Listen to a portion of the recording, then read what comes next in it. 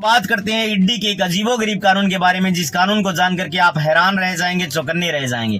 ED जिसने अरविंद केजरीवाल को गिरफ्तार किया, मनीष सिसोदिया, के कविता और कई ऐसे बड़े चेहरों को गिरफ्तार किया है।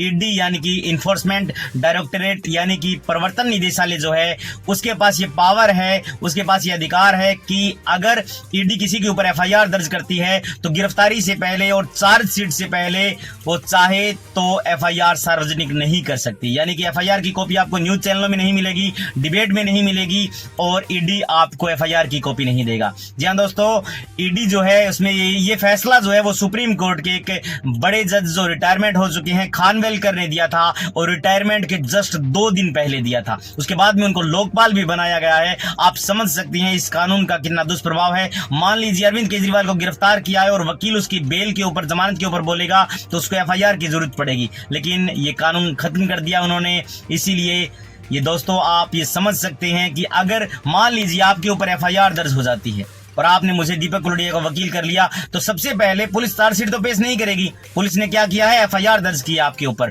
आपने जो अपराध किया है, आपके ऊपर जो एलिगेशंस हैं, जो एफआईआर है, तो एक वकील जो होता है वो एफआईआर के ऊपर ही बोलेगा।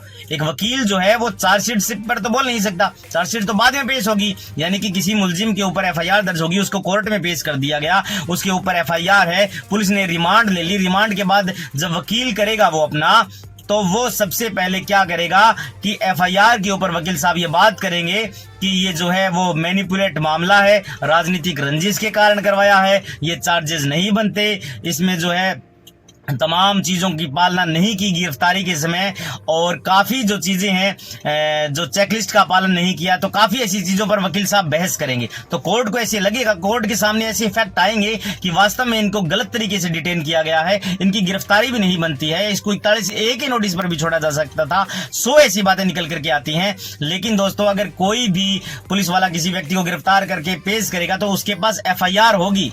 पुलिस थाना जो है वो एफआईआर दर्ज करता है, वकील साहब एफआईआर के ऊपर बोलेंगे। तो अरविंद केजरीवाल की अगर बेल के ऊपर अगर कोई वकील बोलता है, बहस करता है कोर्ट के अंदर, तो दोस्तों वो एफआईआर दिखाने का कानून ही खत्म कर दिया सुप्रीम कोर्ट के एक बड़े जज साहब हैं, खानविलकर सर। खानविलकर जो बड़े जज थे और उनके बाद रिटायरमेंट हो गए थे। रिटायरमेंट के बाद उनको लोकपाल भी बना दिया गया है।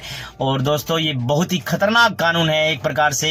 इस प्रकार की तानाशाही नहीं होनी चाहिए। लोकतंत्र के अंदर कानून तब बदलते हैं जब जनता अपने चुनिंदा चेहरों को भेजती है पार्लियामेंट के अंदर, विधानसभा के अंदर, राज्यसभा के अंदर जो चेहरे जाते हैं वो कानून का निर्माण करते हैं। और कानून का निर्माण तब होता है दोस्तों जब हम अपने चुने हुए चेहरों, हमें लगता है कि इन लोगों की थॉट प्रोसेस क्या है, ये जनता के लिए काम करेंगे, ये तानाशाही नहीं करेंगे, तो डेफिनेटली ईडी का कानून भी बदला जा सकता है। कोई बड़ी बात नहीं है, कानून बदलते हैं। निर्भया कांड के बाद भी कानून बदला था जिसमें फांसी की सजा दी, प्रोविजन किए गए थे। काफी सारे चेंजिंग होते हैं, जैसे अमित शाह जो है वो आईपीसी को भारतीय न्याय संहिता, सीआरपीसी को भारतीय सुरक्षा अधिनियम, एविडेंस एक्ट को भारतीय साक्ष्य विधेयक के रूप में बदला है, चेंज किया है काफी सारे कानून को।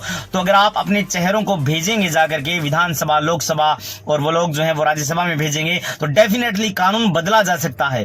ईडी का भी कानून बदला जा सकता है। किसी को भी ऐसे डिटेन नहीं किया जा सकता, नहीं किया जाना चाहिए लोकतंत्र के अंदर। जब चुनाव सर के ऊपर हैं और आप ऐसे लोगों को डरा धमका करके आप जेलों में डालने का काम कर रहे हैं, तो ईडी का कानून भी बदला जा सकता है। कोई बड़ी बात नहीं है। इसके लिए आपको अपनी लीडरशिप चुननी होगी। वो लीडरशिप ये तय करेगी कि वास्तव में जो है ऐसे चेहरे आप भेजेंगे जो जनता के हित के लिए फैसले लेंगे, तो डेफिनेटली कानून भी बदले जा सकते हैं। तो थैंक यू दोस्तों, आने वाली मेरी वीडियोस को देखने के लिए चैनल को लाइक और सब्सक्राइब करें। Thank you.